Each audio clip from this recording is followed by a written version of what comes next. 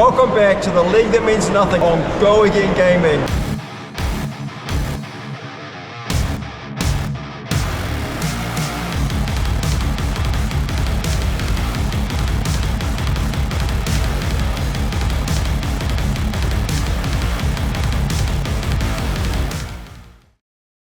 Good morning, good afternoon, and good evening. Welcome back to the league that means nothing. You are here with Kiki and Elaine, and we are here with some more round 3 action for your viewing pleasure. Now, our two contestants here are friends of ours to, varying online extents, I guess, as much as one can be. We have Kale, Dead Summer Art, on Florian with a really broody kind of mood, and on the other end we have the bright and happy Verdance as piloted by our friend Esser. So got a little bit of an earth off here. We've been seeing a lot of this game will be long. Elaine's getting prepared. Yeah, I feel like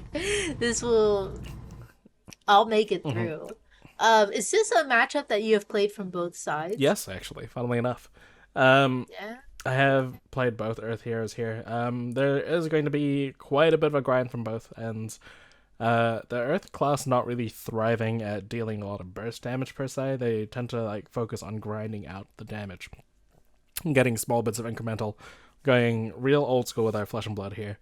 So from the Florian side of things, we kind of expect big disruptive attacks, which Verdance will also have, and his source of arcane damage is going to come in the form of rune chants.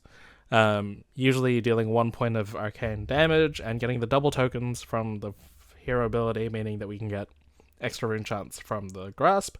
That's how we're going to try to leak the damage through, take every card out of the hand, force a fatigue state that way, potentially. We have access to channel the Millennium Tree as a way for these rune chants to go over and above the breakpoint, over and above. Yeah, and then of course on the Verdant side, she also has these disruptive attacks, and then her arcane damage comes at a bit sort of bigger amounts naturally with things like Burn Bear and Pulsing Ether. Because this is a slow game, this could potentially be a combo style game where we're going to see the health potions as well come in, and try to go for this really big burst sort of damage. But, of course, that could be difficult if there is a Reaping Blade in play, which prevents life gain from the player with more life. So, it'll be interesting. There's numerous different ways you can play this, whether you're going to be trying to walk each other's life totals down, or if we're trying to go to this metagame kind of preventing the combo from happening, in which case you may see some interesting plays from Verdance where they start dealing damage to themselves to force the life totals walking down. We'll see if that comes up. Really interesting stuff. But until then, I think I'm ready if you are. Your cat might need some attention. Yeah, I'm excited. My cat definitely needs attention right now. But I'm excited to jump into this. Excited to have you kind of commentating along with it. You seem to know this matchup really well. So let's do it. This game, A League That Means Nothing, is brought to you by FLUKE the premier international source for all Flesh and Blood singles and rip and ship box breaks, with super competitive shipping prices as well, all of which is priced in your local currency on the website for your convenience. Head over to flukeandbox.com and make sure you go and subscribe to Fluke and Box on YouTube as well. Exclusive to the League That Means Nothing, we also have a discount code. That's TLTMN for 15% off your order on flukeandbox.com. That's one use per customer, so make sure you use it. That's discount code TLTMN for 15% off your order on flukeandbox.com. Have a good day, mate. Wallabies. And as I mentioned, we have Florian on the left, piloted by Kale, one of the Flesh and Blood OGs, back in the early days of 2019, 2020, I want to say. And on the right, we have Esther playing the Verdance. And it looks like we're just getting a very simple 4 damage, no effect, 1 again Earth card in my discard pile play from Kale. Now, of course, the danger here is that Esther could just defend with 3 cards and immediately have access to the Decompose. We're getting 1. No, we're getting a Ponder instead. We're getting the mental block out of the way. Ooh, what a Ponder token. Wow, that's a pretty Ponder token. I love when players have pretty things. I have to assume he painted that himself, because I think he's been doing some altering kind of stuff. We're getting another Earth card here in the discard pile. We've got the Fruits of the Forest going up to 22. We have Kraken's Ether Vein on the right side, which does suggest to me that we are going for the combo line there. And yeah, I think Esther does his own art for his cards. I'm not too sure, but I think so. There's also an altered Verdance. I don't believe that's the Marvel one. Could be wrong. Oh, I think you're right. The border is like very flowery. It's very pretty. Is that a word? Flowery?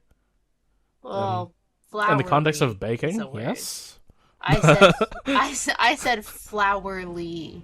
Oh, flowerly. Is that a word? It is now. Okay. I said Kraken's Ether Vein, but I definitely meant Certain Ethertide, coming in for 1 point of arcane damage, and this is going to pseudo-amp the next action card, I believe. That makes sense. When you say No things, I gaslight myself, and I'm like, yeah, Kiki's always right. No, that's definitely not. I am definitely not always right. This Burnberry getting the bonus, coming in for a big 7 damage. There is no arcane barrier on Kale's side? Am I wrong? Am I lying? Oh no, Diatocarpus has AB2. Yeah, I couldn't remember the name of it. I was about to say, that is the chest, yes, Diatocarpus.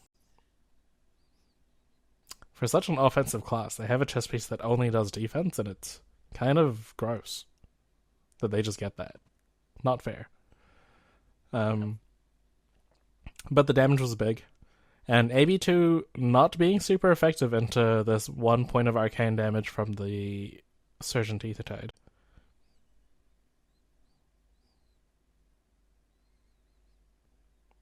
Yes. Sorry, I was so distracted by... I was just looking at how beautiful these players' playmats are. I'm very distracted for a minute. We have the Reaping Blade coming in from Kale's side. A cheeky 3 points of damage here. Is that an Ether Spindle? That is an Ether Spindle. This is a very wizardy wizard. Like... which sounds obvious, but I mean, like... I don't think that's a card I've seen out of a Verdance deck yet. So, who knows what to expect here? Yeah, it sounds like a silly thing to say, but I understand what you're saying. Yeah, and I agree. Verdance is the battle mage in the sense that she punches and then throws arcane damage. I've jokingly called her like another Runeblade at points. Yeah, I mean running Aether Spindle and Kraken Aether Vein. I mean Kraken. Surgeon Ethertide. Not Kraken's Ether Vein. This is going downhill quick. That martini, huh? Yep. Okay, so 1 point of arcane damage being gracefully accepted once again by Kale, giving the little bonus, and it looks like we're getting another spell happening as we have a Pulsing Ether Life.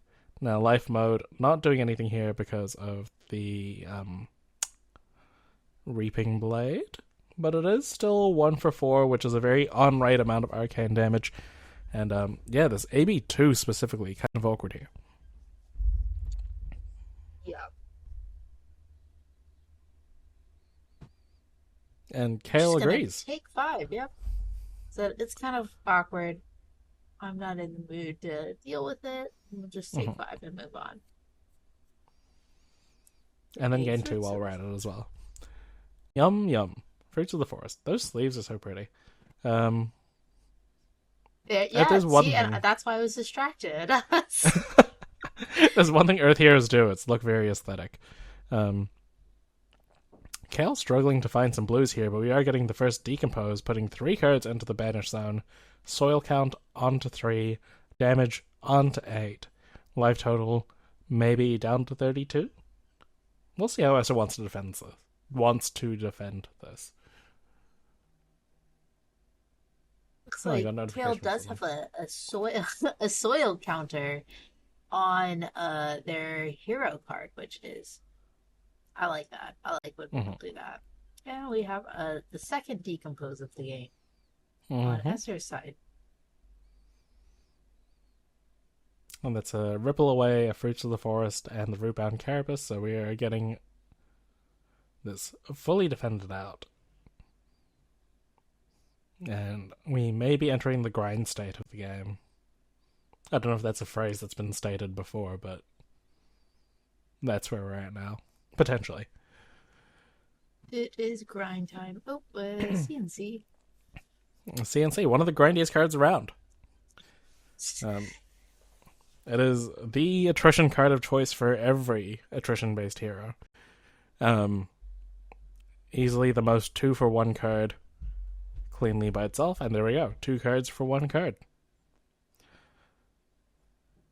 And that's a 9th blade. A yellow 9th blade. I think it only comes in yellow. Oh. It's But the yes, martini. Sorry, I shouldn't have martinis before doing this. I'm amazed by everything going on. Alright, We've got a grasp of Runeblade. This is peak gaming by a Florian player. This is exactly what us Florian players live for. It is activate grasp, attack with the sword. We did have very interesting potential in the previous turn, where if we were able to keep the pulsing ether that was defended with and the 9th blade, you could kind of set up a stack with them almost, where you can play the pulsing. Oh, you can activate grasp, play the pulsing ether, make 6 rune shots total, and then your 9th blade only costs 2. So it's like a 4-card hand, but it's like a playable 4-card hand of the late game that definitely leaks damage. So we're not seeing that pitch stack set up now. Not to say that we won't see it in the future, but for now, blocking out a Command and Conquer seemed like the priority, and dealing 6 feels like Esther's priority here. I think that's a fair priority.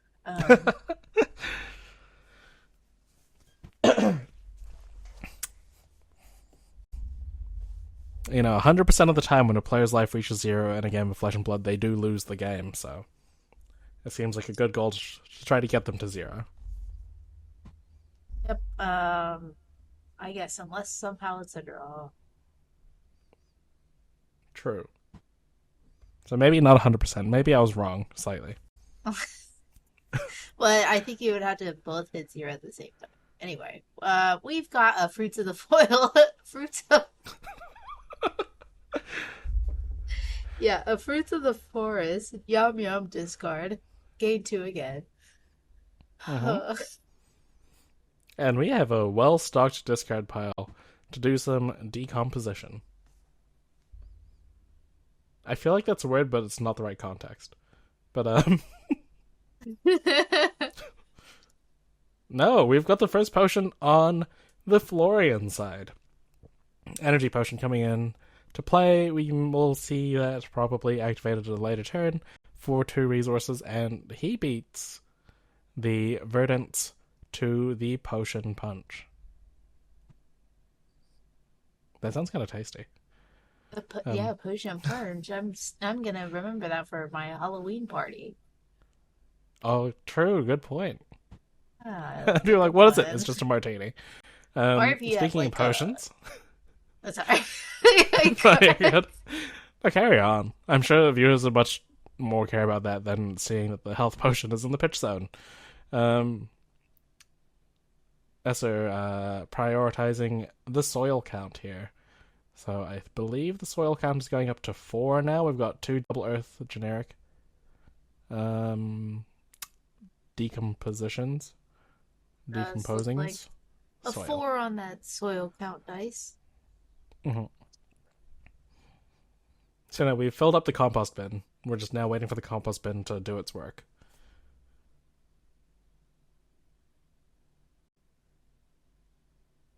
I don't know if that's a phrase you have in the States. A compost bin? Yeah. You don't think The we word have bin compost doesn't bins? feel... No, just the word bin doesn't feel very American to me. I don't know what we'd call the compost bin if not a bin, though. It's not a compost garbage. True. It's True. it's Okay. not a compost trash can. But I think most of the time we just call it like The compost. Yeah, the compost. But I guess if I were to put a word after that, it would be bin. There you go. Florian doing their best Verdance impersonation here, gaining some more life with the Sigil of Solace. Yeah, we have seen much more life gain from the Florian player than the Verdance player in this game. And we were contemplating an arsenal there, but you know what? We're just gonna plow.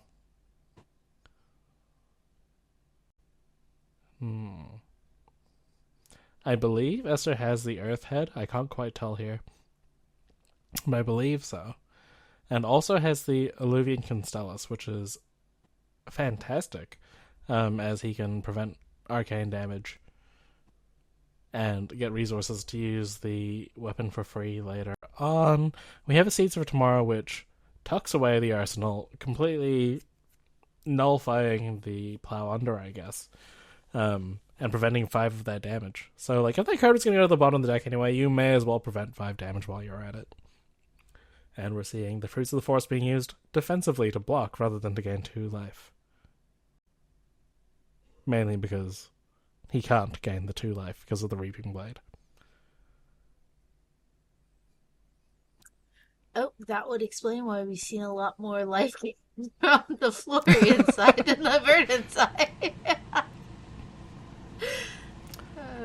This is fun. What's not fun, at least for Kale, is this Felling of the Crown. I believe that's Japanese based on the size of the text. But regardless of the language, it does the same thing. It's coming in for 8 damage thanks to the half-activated Earth quota. And also, Esther has no cards in hand, so doesn't have to do anything there, but Kale does have cards in hand, so we'll have to put a card to the bottom and then face down 8 points of physical damage. And really, this card's the reason to play any Earth Hero. Felling is absurd.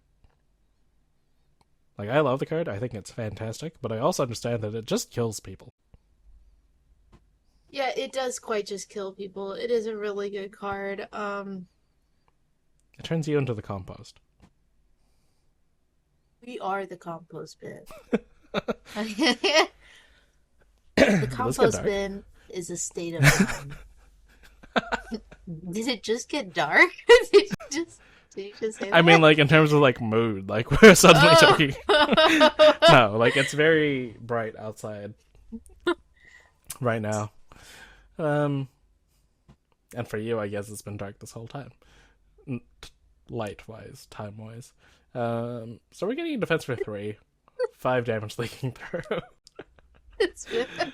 Sorry, yes. It's been dark this whole time. It's like, for you, it's been dark this whole time. Feels so ominous thing to say. But you are correct. It is nighttime for me. I will be going to bed after this.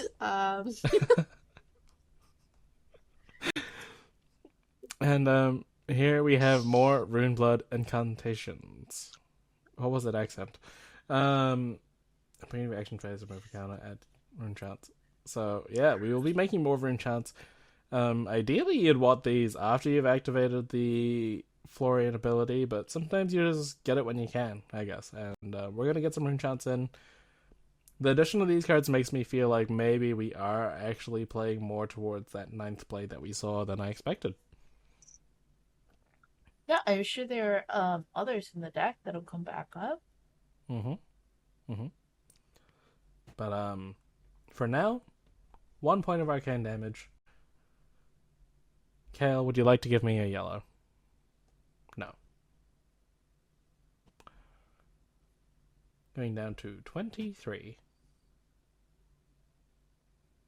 And following that up with Aether Arc. Aether Arc. So this has gone up to 2, which is incidentally the perfect number for Kale to AB here, considering the Dyadic Carapace only prevents exactly 2.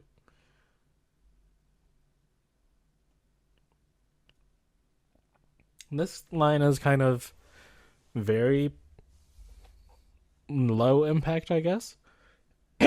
Which suggests to me that maybe Esser has some defense reactions going on in this hand. Not able to fully utilize the full 4-card hand there. Right, yeah, with a 4-card hand, just sending 3 arcane. It's not that threatening. No. But it is, I think, exactly what Kale wanted to see coming back their way after they just played the Incantation and Pass. Mm-hmm. Yeah. They'd love for a chance to catch their breath here and try to close this gap a little bit. Maybe send some disruption. Send something. We've got a full grip here. Almost. 3 cards here. And here we have a felling of the crown of their own. That last card in hand will go to the bottom. That is definitely, as you said, send something big, send some disruption. That is definitely something, especially when you've got 3 rune chance. That will trigger with it as well. So the rune chance trigger first before the felling of the crown one does, I think. Yeah. Well, actually, it's up to the player's choice. So the fact that Kale's already put a card at the bottom means that's kind of the other way around. But yeah, this is exactly the comeback we sort of needed. Kale hit the full 8. They're all soiled up. They're ready to plant their garden. The ground is enriched with the vitamins. It's a beautiful time. Decompose plenty. Yep. I thought you said tea compose. Like the thing below is a cup of tea. Cup of tea compose. We have the tea and the decompose here. Look like Esser maybe did have those 2 defense reactions at him during his last turn. Mm-hmm. And both players are fully online. The gardens will be a bloomin'. We're ready to grow some carrots. That's just like your food of choice, or your vegetable of choice? For home I think gardening, spinach is actually my favorite vegetable, but I just think of growing carrots. I don't know why. Yeah. I mean, carrots are like dirty. Anyway, that's a lot of root chance. That has a lot of rune chance. Thanks to the hero ability being online, this would be a sick turn to have not pulsing ether, the rune blade equivalent into 9th blade. That would be 17 beautiful points of damage for 0 resources. Can we see that happen? Oh, we're getting an energy potion here. Energy potion. How many resources do we need on this turn? Dread Triptych. Okay. So we still have 2 cards in hand. Is there a pummel here? This is really interesting because this is presenting 8 damage currently. Yes, currently 8, and then of course if you take any of this arcane damage, then the Dread Triptych will trigger and create 2 more rune chants. A non-attack hasn't been played so far, so you won't create rune chants there, and if this hits, it creates rune chants. I have had a game where I've made 6 rune chants off Dread Triptych, and it was arguably one of my favorite times with Florian. Right. Yeah, this is just threatening 4 rune chants. But Esser choosing to only Arcane Barrier 3, which does mean that we actually make 2 more rune chants. And once again, it is tea time, as that sink below prevents 4 damage from the attack. Oh. And we still have 2 cards in hand. Oh, they're both life gain cards. So we're going to gain some of the fruits of the forest. Yum yum. And then I believe we're probably going to arsenal the sink below. I think it was a sigil. Sigil. I even said they were both life gain cards. Yeah. Yep. I would have loved to see the pummel there, but that was still cool. No, but what Earth hero plays Pummel, What we just saw. Ooh. Maybe they're watching on the other order. Maybe they're seeing this one first. Oh, looks like we got a little takesy-backsy action. Yep, we're going to go in with the Surgeon Aethertide first, using the Illuvian to pay for this one. So 1 point of arcane damage. The next thing is going to get plus damage, but we know it's a raised face. Or at least we can assume. 6 damage. This will turn off the ability to decompose. There'll be no earth cards for you to decompose. This will salt Kale's soil for a turn.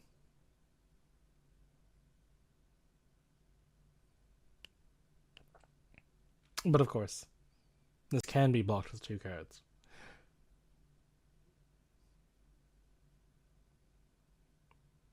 Kale a bit in the tank here, maybe contemplating whether they actually care about decomposition or not next turn, or... Oh, I see, they didn't necessarily want to give up this 9th blade, but here we are. This is the second 9th blade we've seen from them, so there is a defense for 6. 2 non-earth cards going to the discard pile. We've got a 2-card hand plus that life gain for Kale that we know of. Oh, and we can see maybe why Kale was kind of hesitant to prevent that, because they're making 2 more rune chants here. Yeah. Getting real close to that 9th blade, but deciding that ultimately not getting hit by a raised face was the better call. Yeah, a race face is just, I mean, it's a powerful card in these matchups. Mm-hmm. Just rude. It's powerful, but rude. Well, yes. Ooh, and amplify the Arc-Knight. Coming in for free. This is disgusting, quite honestly. You want to talk about rude? 10 damage for free. Yeah. And if you're Esther, you have to be wondering if there's a pummel here as well. So you're getting 1 card in arsenal, 1 card in hand. But we know that a pummel's not coming, because we know that's a Sigil of Solace in the arsenal. But Esther doesn't necessarily know this.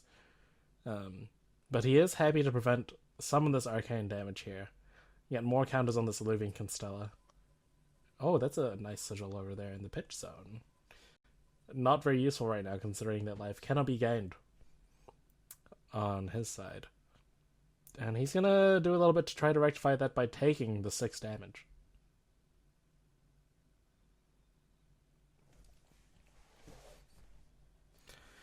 And here we're gonna see that sigil being played, I imagine, followed by an arsenal of this unknown. Why am I so croaky today? No, we're just drawing it up. We want to keep that sigil in the arsenal. And not arsenal the card. So, like, maybe they're concerned about a fatigue state and drawing too many or losing too many cards at once, or maybe it's just a really bad arsenal. Could have been something like an Autumn's Touch or something, I'm not sure. Either way, here's a Command and Conquer coming in for 6. And Kale has the timeless classic line of no blocks, play sigil in response from Arsenal. Yeah, that is... Oh, Kale has the pummels. Oh my gosh, there are pummels in it. Wow, I'm so happy. Oh, I hope we see some pummel action later. But too bad. Not this time. As we get a fridge block with alongside that pummel. Kale wanted to keep 3 cards in hand. So, like, you have to imagine this is a good hand to keep here. We're making 2 rune chants to start off the turn. Yeah, you'd assume that the cards are super powerful here. Sorry, Kale doesn't make 2 rune chants. That was the wrong mode of that card. But now Kale makes 2 rune chants. Yes. You have to assume there's something fairly powerful going on in this hand, considering that they were so willing to give up equipment on a Command and Conquer there. Right, with the sigil and arsenal, yeah. Okay,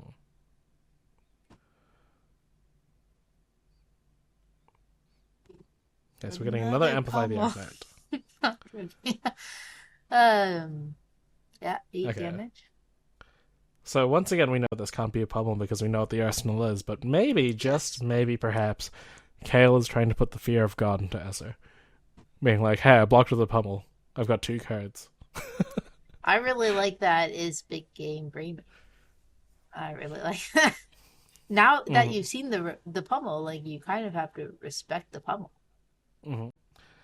Now, Esser choosing to AB one of these rune chants rather than discard the Shelter from the Storm to prevent both of them. So he's really valuing the Alluvian Constella counters there, losing out on 3 points of defense. But conversely, also losing out on 2 rather, but also conversely getting to keep the Shelter in the deck. Yeah, and he eats the physical damage. The life totals are very close once again, and that was an all red hand. That was kind of rough. But here we have the erased face once again. Yeah, I was also just thinking about how the life totals are kind of close now. Kale has really worked to start closing the gap on the life totals, but might want to play a delicate game from here on out to really put the Reaping Blade to work against Verdance and prevent the life gain from happening. Well, that's been the case so far, right? Like, Esser hasn't been able to gain a single point of life so far. Kale has gained, like, roughly 86. Give or take some numbers. Yeah, and now that Esser is turned on, maybe Esser is thinking, okay, I should start dropping some life so that Reaping Blade doesn't have... Isn't so... Yeah, it doesn't have text. It isn't so restricting in the matchup. But I think Kale will have to kind of balance keeping their life below Esser's. Yeah. Weird balance of, like, wanting to walk your life totals down, but also wanting to be a little bit below, but not too low that you just die to arcane damage. Very interesting. My feeling is that Esser is currently ahead, like, obviously in numbers, but I mean, in terms of the tempo of that life gain that we're kind of talking about. Right. But that being said, Esser doesn't have a healing potion or a Ponamu amulet at the moment. So, like, that combo is still kind of very far away from happening. So maybe Kale is happy to see the life totals being walked down at this point, because Esser's still going to need, like, quite a few turns to set up the combo, but of course, as well, the lower the life totals get, the lesser that combo needs to be in the end game.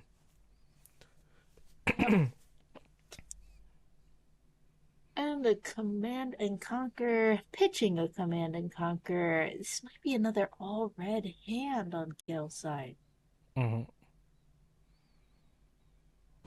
Oh, he got the pummel! Oh my gosh, a pummel on the CNC! It's happened! The E-pop for the pummel on the CNC! As soon as they started reaching for that E-pot, like, we knew it was up. We knew it was coming.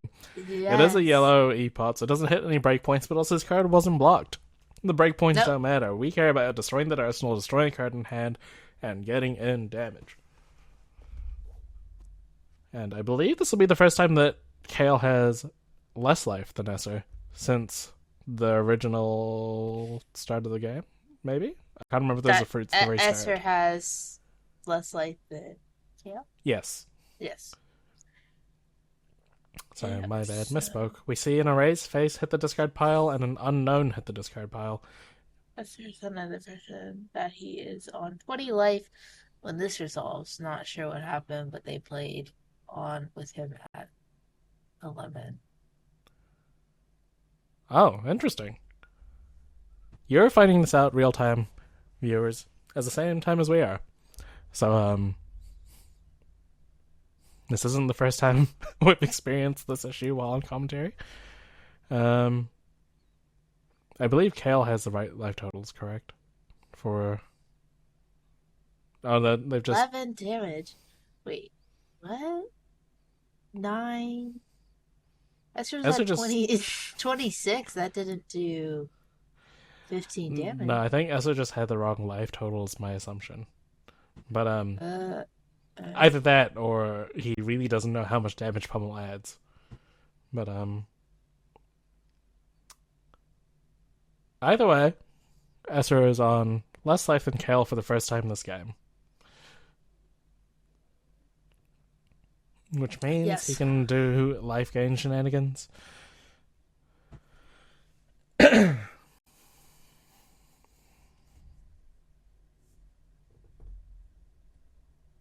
might have to go back and watch this with sound just to listen to these players. There's the third yellow pummel. We've only seen yellow pummel as well. Yellow pummel. Which is why really interesting. yellow? It obviously... It pays for the grasp by itself. Okay. But the blue pays for the grasp and the reaping blade. Admittedly for less damage.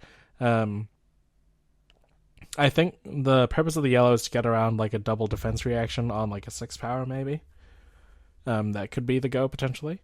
But instead, we just have a Command and Conquer for 6 and 2. No pummel potential here. Though there could have been. If Kale chose not to make any rune chance. But then it's a pretty face-up pummel at that point, especially after you've just been pummeled. Content to get back to the grind state of... I would like 4 cards for my 1. Or I guess 2 cards out of the deck life.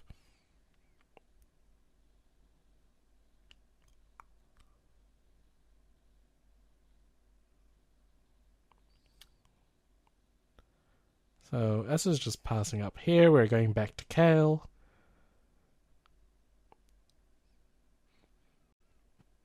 Who has a plow under. Are they going to remember that they have a Sigil of Solace in their arsenal? Oh no, they can't use it anymore. So that sigil is going to the bottom of the deck.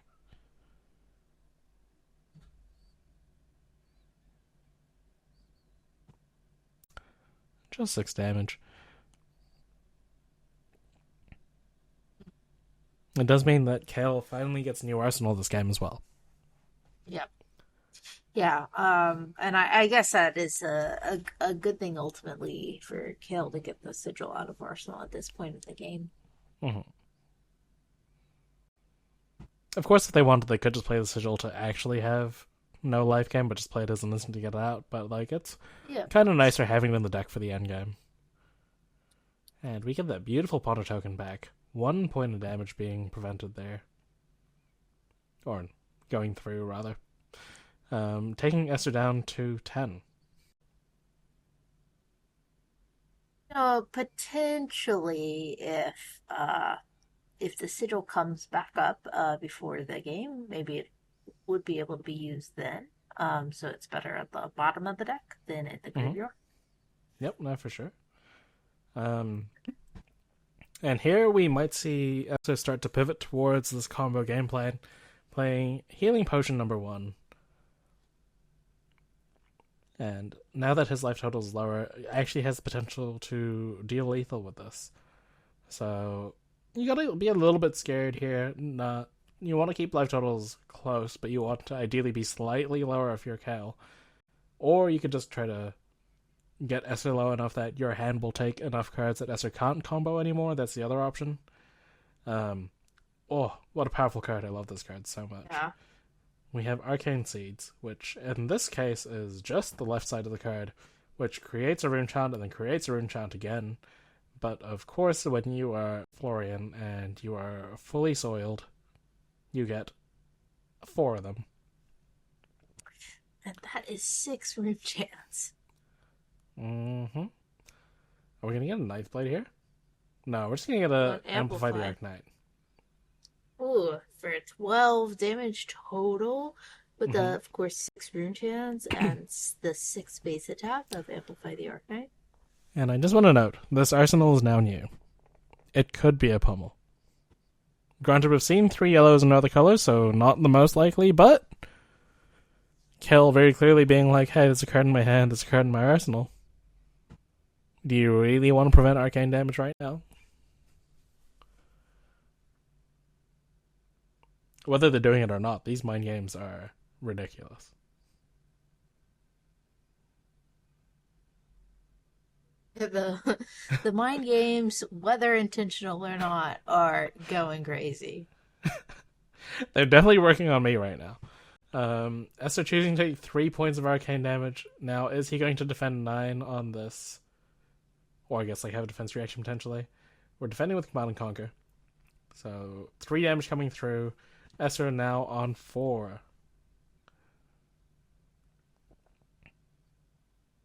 Oh, Esser nearly putting the card upside down in the deck, but being the good judge that he is, switched it around to the right orientation. And we have the Constellus triggering, or activating rather, to make the Surgent Aethertide 0 resources. 1 point of arcane damage coming through. And we have Life Pulsing Aether. I presume we're getting both sides here? Pulsing Aether. Pulsing Aether Life, I guess. We are getting the 1 life, which does deal 1 point of arcane damage to Kale. Sorry, 2 points of... No, 1? 1 point of arcane damage towards Kale. And then we have the Pulsing Aether coming in for 5, and now we're thinking on this one. I did say Kale wanted to lower their life total closer to S's, but like at this point, maybe you don't. Yeah, maybe you want to respect your life total a bit, keep the life total difference high, and deal some damage. Yeah, I don't think when you're facing off against a wizard, you might not want to go to 4. Yeah, not when you have not that much arcane barrier. But Right. we are taking the 4 Oh, there's a snapback. This is a wizardy wizard. We are seeing wizard actions in red being thrown left and right. Well, that's not true. We're seeing it thrown directly straight ahead at Kel, bringing the life total down to 8. And, yeah. A very different direction from the Verdance that I usually expect, but a very damaging position to be in. I guess Yeah. 8 is kind of scary now at this point. If Kale doesn't threaten the whole hand, like, we are in combo territory. You know, see what I mean. Esser is at. Ooh, this is another good card as we saw last turn. Arcane Seeds. We're going to make 4 rune chants here. Esser is at 5 life, making at minimum 4 rune chants a turn with these.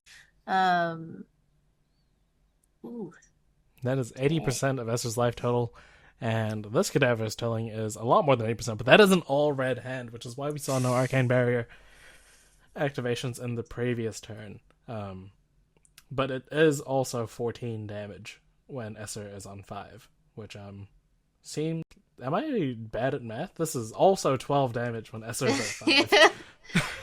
Yeah, Which is yeah. Still a lot. You know, we're looking at 240% of Esser's life total coming in. Not only is this 12 damage, but 4 individual instances of arcane and then 8 physical damage is a lot to deal with. Mm-hmm. 100%, you're right there. The 4 arcane being difficult, like having to give up 2 cards to prevent 4 is tough. So you're almost like prized into it, almost. We're seeing Arcane Barrier for 2, and then we're getting the Shelter of the Storm discard, preventing the other 2, and then 1 from this Cadaver's Tilling, so there's still 7 more to deal with here. Are these other 2 cards? Yeah, still lethal. And I believe that's a 3 block, and I'm assuming a 3 block, which means 1 point of damage is still leaking through.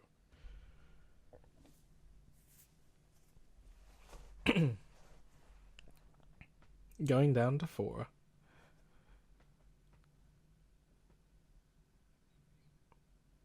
And Esser choosing not to use the Surgent Aethertide this turn, using the Constella.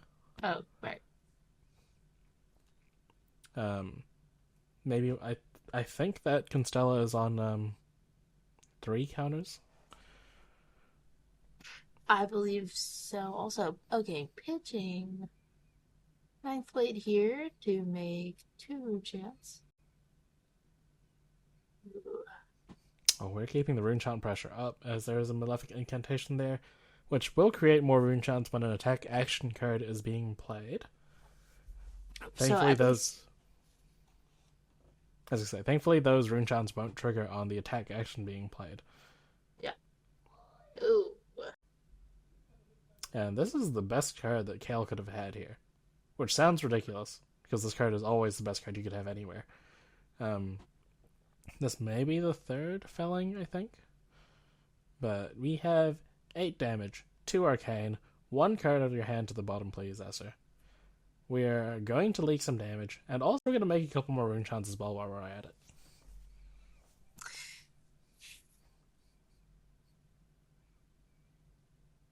Yeah, I mean, this is really difficult.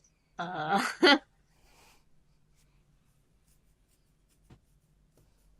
just no way to stop all this damage. Right there, I think damage is definitely going to be coming through here. You know,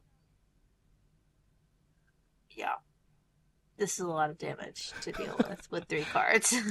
Yeah. Gonna take the 2 rune chance. And here we are seeing a defense for 8, I believe. Not choosing to decompose because there's no need to go to 9.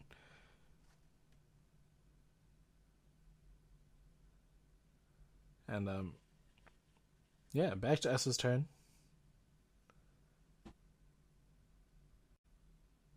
And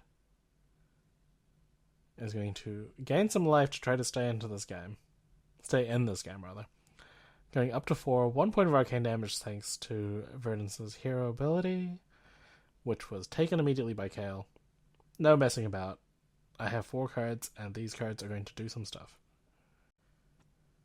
Now, the Grasp of the Arcanite does cost 2 more because there are 2 current rune chants active, or in play rather, so it will cost 4 to make 2 rune chants, but with 4 cards in hand, that might not be a problem.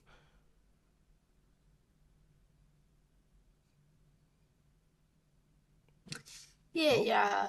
Ooh. Contemplated there for a second. This is such a wizardy wizard, I think. You know, maybe like no rune boots would have benefited Gale in this matchup. Just think about how many actual attacks we've seen on Verdance's side. There's been more wizardy wizard than you'd expected, but of course there was no way for Kale to know that ahead of the game. Regardless, I still think like Kale has played this really well. Yeah, and you know they do still have access to the I should know the name of the feat, but the earth feat that prevent 2 arcane. That prevent 2 damage. I believe. Well grounded, yes. Yeah. So they do still have access to that, so They are going to pitch 4 into Grasp of the Arcanite. and this Fruits of the Forest is no longer yum yum, it is aggressive.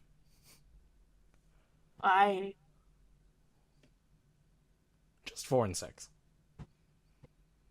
Doing 2 more rune chants. It's a lot of damage to deal with.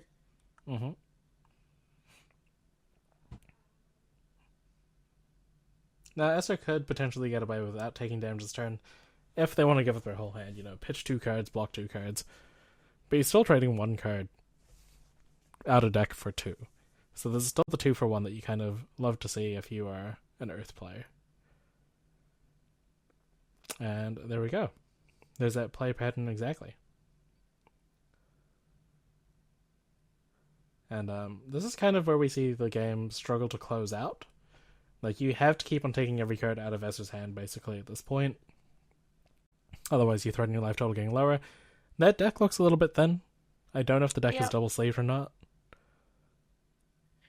Yeah, and I don't, you know, it does look thinner than Esther's deck, but I'm not sure if Esther's deck is double-sleeved.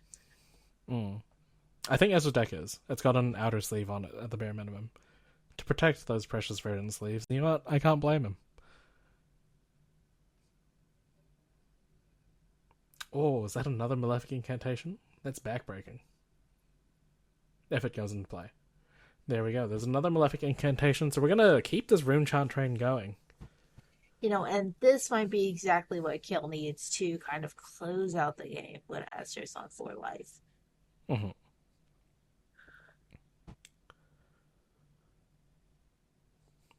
And there we go. We have 2 resources remaining as well, because there was 2 blues being pitched. We're making 2 more rune chants. And we have Plow Under. I would be surprised if we see a Decompose here.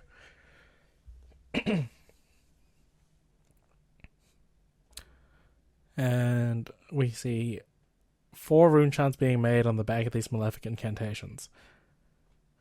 Now, if you're Kale, you're really hoping to see 3 blues and a big attack next turn. That way you can pitch into the Grasp of the Arcanite and then still play a big attack. And then hope that Esther doesn't have blues. Yeah, it was 2 blues putting in some work here for Esser. And of course, that's kind of the state we're in at this point, right? Like, the Reds have been run through at this point. They're the 2 non-blocking blues, but they were able to prevent arcane damage there. Esther showing us that the health potion plan is kind of very far away now as well. They were very pretty in cold foil, though. Esther's deck is very aesthetic. And we are seeing that Alluvian Constella coming in for 1 point of arcane damage, which Kale is going to take. And the more random instances of 1 that Kale takes as well, then, like, the closer we potentially get to a burn bear kill in response to lethal. So we do have, if you're Kale, you do have to keep an eye on how many resources you have. You have the safety of the well-grounded as 2, but, you know, a rampant growth plus a Storm Striders into a burn bear could be very bad. And here we see another Malefic Incantation. Oh my gosh. These are like exactly the right time when you want to have them right now. Yeah. These cards are perfect for this scenario. Without a burn bear in response to lethal, this is going to be a bit of a difficult thing to overcome 2 Maleficent incantations while you're at 4 life. Mm-hmm. And what I like about this as well is that Kale still has a card in hand, which means that they can pitch to keep themselves alive through a burn bear this turn. With the well-grounded as well. How many rune chant tokens Kale keeps on standby during these games? I'm going to guess at least 8. Purely for Ninth Blade. Like, surely you want to represent the Ninth Blade in all of its glory.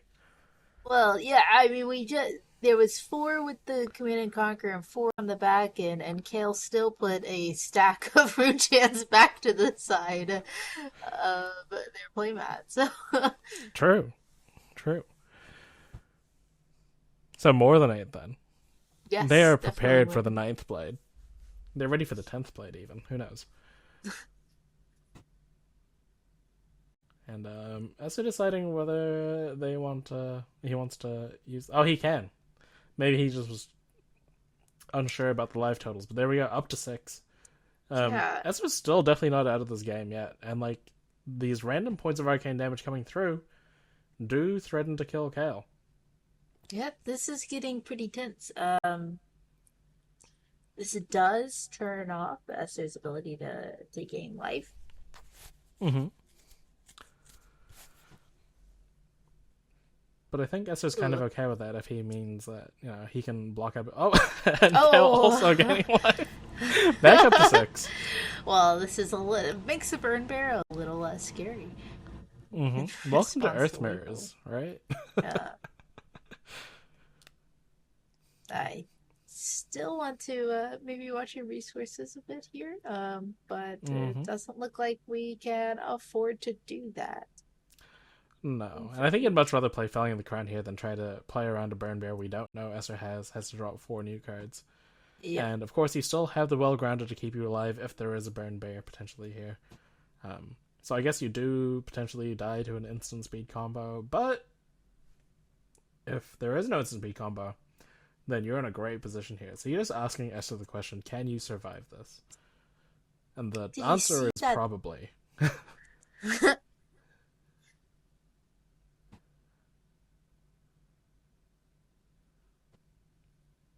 I mean, that was a large stack of rune chants that Kale just put back. I can't get. I'm gonna have to message Kale and ask. Just have to ask them, how many rune chants do you keep on you? Just curious. The normal deck box fits about 100 cards. I don't think your deck is double sleeved. Are you playing with 80 plus rune 20 plus rune chants?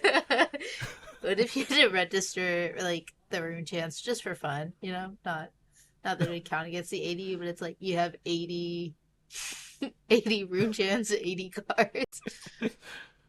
Just bring out a second deck box for rune chance. Speaking of rune chance, one of them did hit, which made Esther go down to 5, but being slightly lower means they can play this Merlion Sigil of Solace, going up to 8, and then defending for 3 on 8 means they're taking 5, going down to 3. There's a lot of different life total changes there, so I'm thankful I could keep up. Kale's deck is getting very thin. For sure, like, we're potentially running out of gas. That was the third felling of the crown. There's no Earth Helmet to bring that back if you're Kale. This Face Purgatory has not done much this game. We haven't really seen him get rune bladed just yet. The potential is there, obviously, but also maybe not. We have seen a few quad red hands from both players, which is to be expected in a game that goes this long. Here we have the Oath of the Arknight, an original card back from way back when. Arcane Rising. Giving +1 to the next Runeblade attack, but also giving 2 more rune chance thanks to Florian's ability. And we're pitching the sigil that can't be played right now, and we are attacking for 4 and 6. So the shields are down. This does leave a chance for Burn Bear plus combo to win the game potentially. Of course, not knowing what that arsenal is. Shelter from the Storm, preventing 3 of that. Rampant Growth, preventing 2 of that, getting 2 counters, taking 1 point of Arcane as things stand.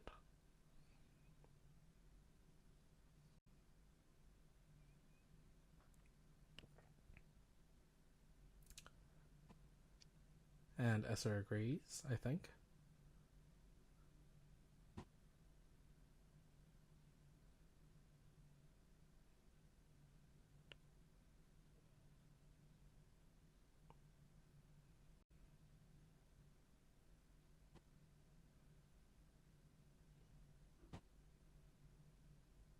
Yep.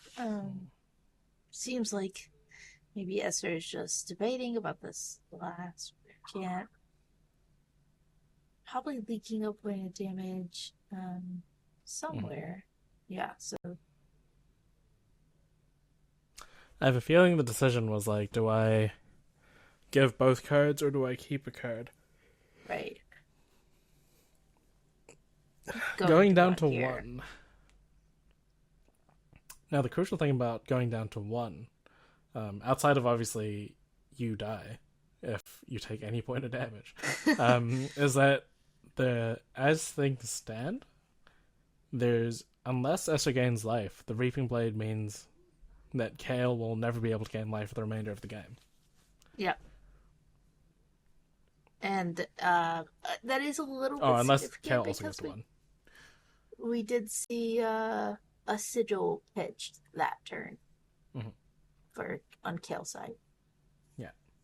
And the deck is thin enough. We will, possibly see it. I don't want to say probably see it. We could definitely see it again. I think that was the second time we've seen it. I think that was the sigil that was pitched a while ago. I think we're long into the stack game now. Yeah, I think it was put to the bottom of the deck with the plow under and then pitched, and then pitched again. Esther also has like no cards in deck, roughly. Now, unfortunately, we're starting to see the Runeblade deck start to run out of gas. As they're only available to attack for just 4 here, creating 2 rune chance thanks to the Malefic Incantation. Maybe? I can't remember the name. But it's 4 damage nonetheless. And the only mode active on this Dread Triptych is when this hits, create a rune chant. But also, if this hits, as things stand, the game is over. And that's rough for Esther to see. You don't really want to block with the Felling of the Crown this late in the game. You want to play that card. I mean, unless he's planning on pushing some arcane damage here, but No. Did we see No? a quad red hand this late into the game? That Yeah. may be what we have seen there, which is why the felling had to be blocked with. Once again, it's kind of exactly what you'd like to see from Kale when Kale had to take a bit of an off turn. Mhm. No arcane damage threatening when your opponent's out one life is not what you'd like to see. Oh, And Oath of the Arc Knight. Alongside the grasp activation. So, shields down, no resources. We are coming in for 4 and 4. Great numbers to be attacking for when your opponent's on 1. This was a 3-card hand, though. Oh no, there's 2 resources floating. Kale being sneaky and pitching the blue last. Just giving a sort of false sense of hope in case they wanted to respond with, like, the Storm Striders, I guess. yeah, I am also really curious about what's in Kale's arsenal. It's been there for a while. We haven't seen him be able to make use of whatever is in there. Okay. It could potentially have been like a defense reaction or something that just has not been able to see play because there's been no attacks. Oh no, there's the felling. So if it was a defense reaction, we probably would have seen it there. Storm Strider's Nice. Burn Bear.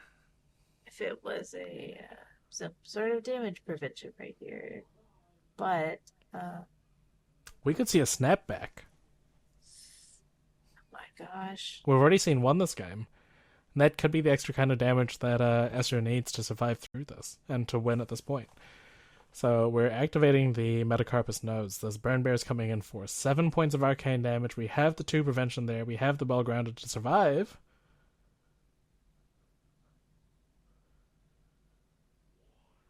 And Kale will be taking 3 damage here. Going down to 2.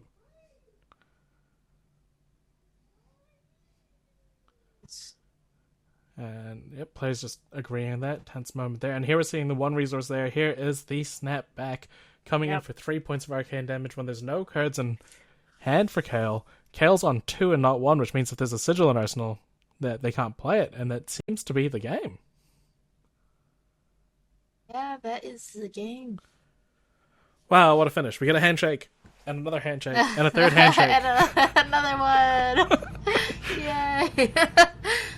And it's been about 3 years since you last saw our face, because that was an Earth Mirror.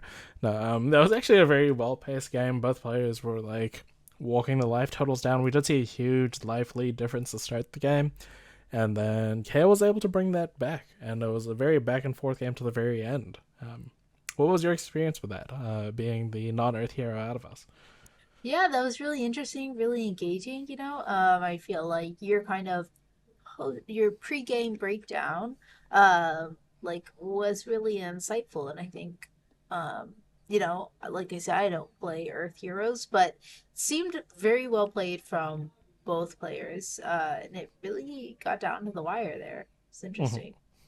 For sure. We saw both players make both, like, the best of and also struggle with these all red hands that Earth Heroes kind of, frankly, do not want to see. Like, it's awful for them to see 4 red cards in hand. Their decks are so resource intensive. They're almost like Guardians in that respect.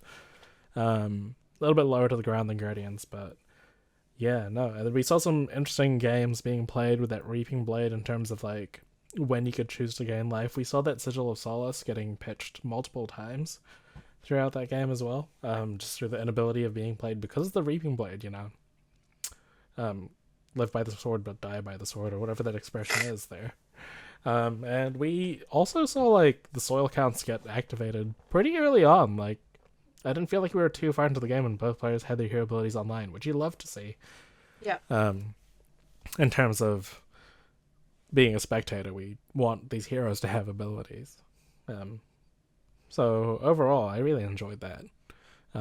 Maybe I'm wrong for enjoying Earth Mirrors. No. Actually, to be quite frank, I didn't think I would enjoy it very much, but I also was like kind of locked in to that game. It was really enjoyable, really entertaining to watch. There was, you know, I always say I love watching Flesh and Blood because sometimes it feels like reading poetry in a sense. Like it's just like Mhm. really beautiful, and I think we saw. I think that game kind of displayed that, like some really beautiful gameplay, really interesting, Mhm.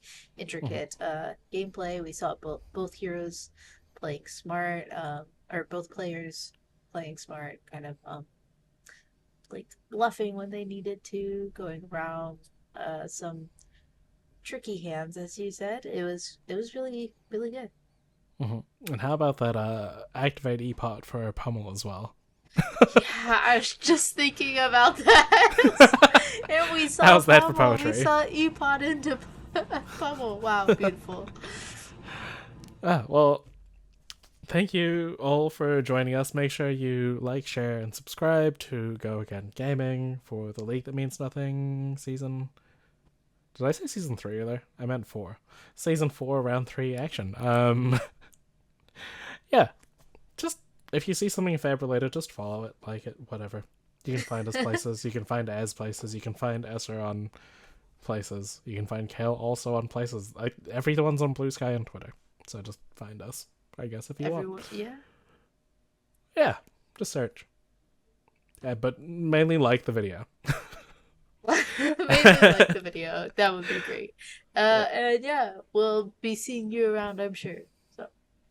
For sure. Until then, thank you all. Have a great day. Bye.